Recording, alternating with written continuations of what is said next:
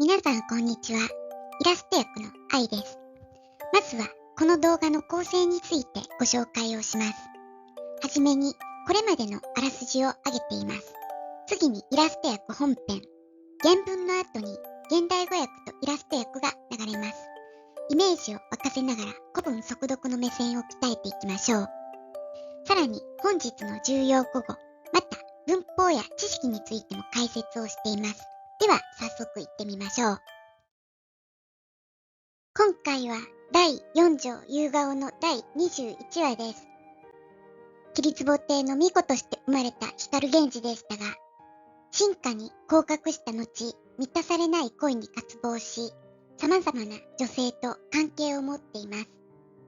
光源氏17歳、とある五条の夕顔の屋敷に興味を持ち、源氏は従者の惟光にいろいろ内情を探らせました。では、この後の展開いってみましょう。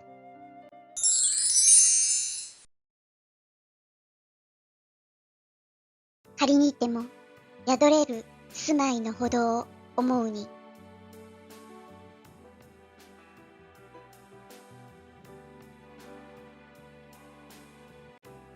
これこそ他の人の定め、穴ずりし下の品ならめ。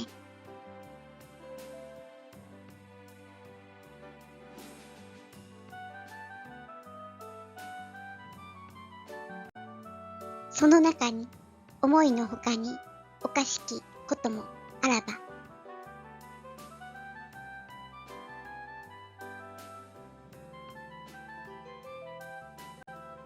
などおぼすなりけり。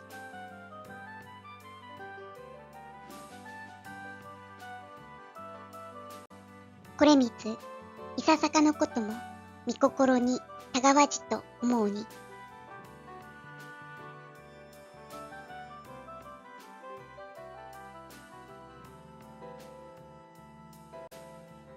己もくまなき好き心にて、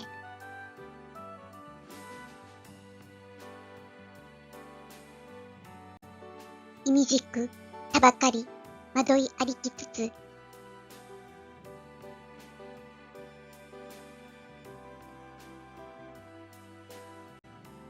強いておわしまさせ始めてけり。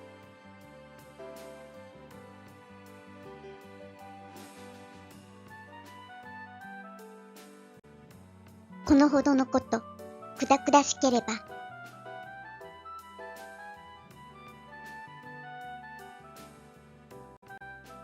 例の漏らしつ。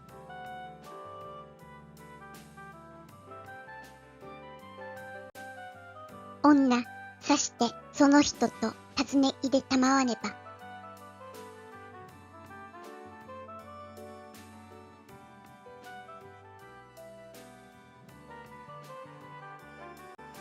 我も名乗りをしたまわれ。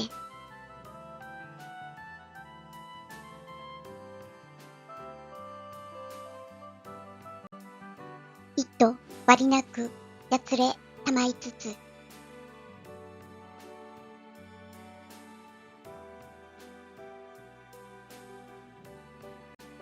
例ならず降り立ちありきたもうは、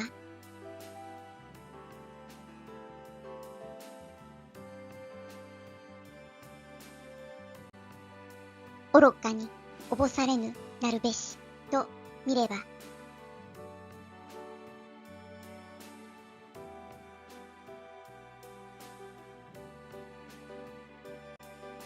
我が馬をば立てまつりて、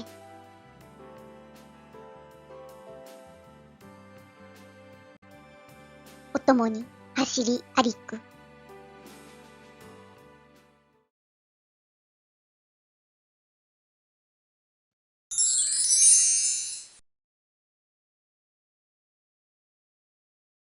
お楽しみいただけましたか？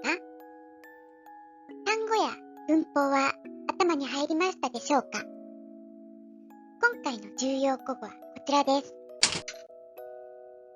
また、文法事項はこちらです。源氏は夕顔の屋敷の女に非常に興味をそそられていましたね。従者の鏡である惟光は、主人のために早速計略を練ります。夕顔の屋敷の次女と親しくなって、源氏が女主人と出会えるように手配をしたのです。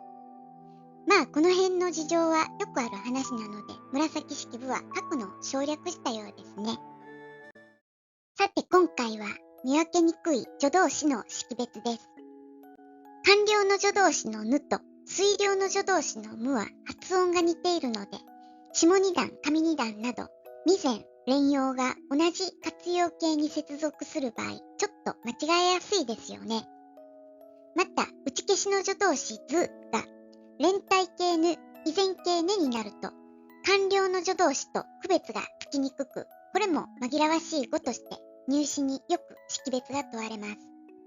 さらに時代が下ってくると、むをんに置き換えることも多くなり、また江戸時代以降はんを打ち消しなんかで使ったりすることも出てきます。現代でも関西弁などでは何々せんと言ったら打ち消しですもんね。ですが、打ち消しと官僚推量では全く意味が逆になります。なので、このぬやね、むやめなどの識別は出てきたものから確認して速読で識別できるよう慣れていきましょう。さて、今回まず出てきたのはこのめと下のねです。上の場合こそがあるので、かかり結びの法則、めは依然形ですよね。したがって、〇〇むむめという活用からすいかかえての助動詞むだとわかります。また、直前があとなっているので確実に未然形。だからそこからも助動詞むだとわかります。ちなみに、この一文は三人称主語なので、むは推量の意味ですね。推量とはまだしてない文脈だからこそ未然形接続なのです。また、下の場合、直後にばがありますね。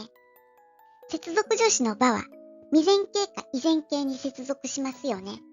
したがって、このねは打ち消しの助動詞依然形です。